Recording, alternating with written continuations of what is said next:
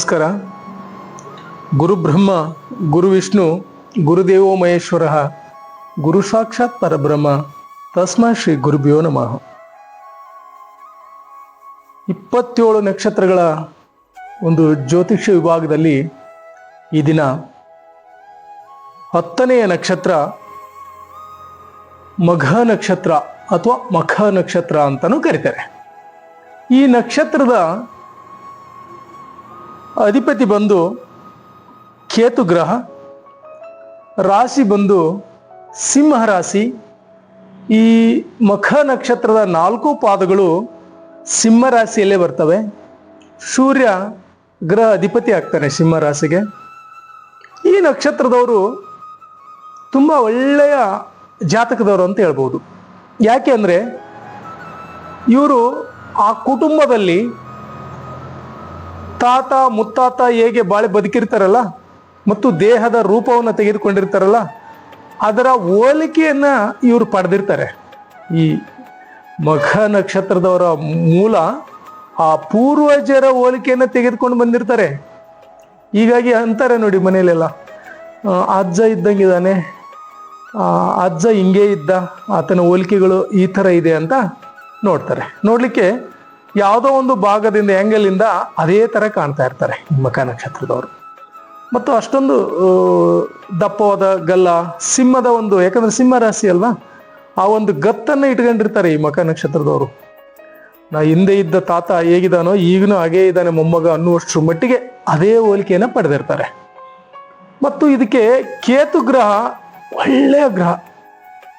ಕೇತು ಎಲ್ಲರಿಗೂ ತೊಂದರೆ ಕೊಟ್ಟರೆ ಈ ಮಖ ನಕ್ಷತ್ರದವ್ರಿಗೆ ಒಳ್ಳೆಯ ಭಾಗ್ಯವನ್ನು ಕೊಡ್ತಾನೆ.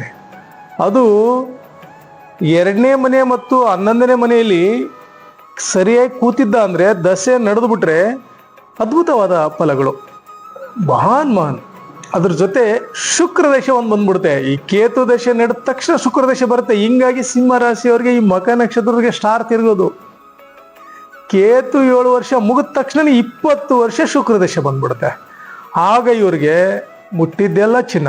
ಅಷ್ಟೊಂದು ಅದ್ಭುತವಾದ ಆಸ್ತಿಯನ್ನು ಇವರು ಗಳಿಸ್ತಾರೆ.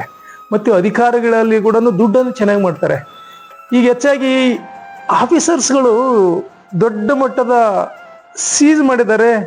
ಲೋಕಾಯುಕ್ತರು ಅವ್ರ ಮನೆ ಸೀಜ್ ನೋಡಿದ್ದಾರೆ, ತಪಾಸಣೆ ಮಾಡಿದ್ದಾರೆ ಅಂದಾಗ ಈ ಮಖ ನಕ್ಷತ್ರದವರು ಸಿಂಹ ರಾಶಿ ಅವ್ರ ಮನೆಯಲ್ಲಿ ತುಂಬ ದುಡ್ಡು ಸಿಗುತ್ತೆ. ಯಾಕಂದ್ರೆ ಶುಕ್ರ ದಶೆ ಬಂದಿರ್ತಾನೆ. 20 ವರ್ಷದಲ್ಲಿ ಅವರು ಅದ್ಭುತವಾದ ಲಕ್ಷ್ಮಿ ಕಟಾಕ್ಷನ ಒಲ್ದ್ಬಿಟ್ಟಿರ್ತಾಳೆ. ಟೈಮ್ ಸ್ವಲ್ಪ ಬ್ಯಾಡ್ ಇದ್ರೆ ಮಾತ್ರ ಲೋಕಾಯುಕ್ತರು ಎಲ್ಲರೂ ಅಟ್ಯಾಕ್ ಮಾಡಿರ್ತಾರೆ. ಇದು ಇಲ್ಲಿರೋ ಸೀಕ್ರೆಟ್. ಕೇತು ದಶೆ ಬಂತು 7 ವರ್ಷ, ಓಕೆ, ಫುಟೇಜ್ ಕೊಟ್ಬಿಟ್ಟ ಲೈಫ್ನಲ್ಲಿ. ಇಮ್ಮಿಡಿಯೇಟ್ ಶುಕ್ರ ದಶೆ 20 ವರ್ಷ. ಕೇಳಿರ ಸಿಂಹ ರಾಶಿ ಮಖ ನಕ್ಷತ್ರದವ್ರಿಗೆ ಅದ್ಭುತವಾದ ಜಾತಕ. ಒಂದು, ಇವರು ಗುರು ಹಿರಿಯರನ್ನ ಗೌರವಿಸಲ್ಪಡ್ತಾರೆ, ಅಷ್ಟು ನೆಗ್ಲೆಕ್ಟ್ ಮಾಡಲ್ಲ ಇವರು. ಒಂದು, ತನಗೆ ಅನ್ನಿಸ್ಬೇಕು, ತನಗೆ ಚೆನ್ನಾಗಿ ಅಂತ ಅನ್ನಿಸ್ಬಿಟ್ರೆ so surrender that one, anyone, ಯಾವುದಕ್ಕಾದ್ರೂ ಸರೆಂಡರ್ ಆಗ್ತಾರೆ. ತನಗೆ ಅನಿಸಿಲ್ಲ ಅಂದರೆ ಗರ್ಜನೆ ಸ್ಟಾರ್ಟು, ಈಗೋಯಿಸಮ್.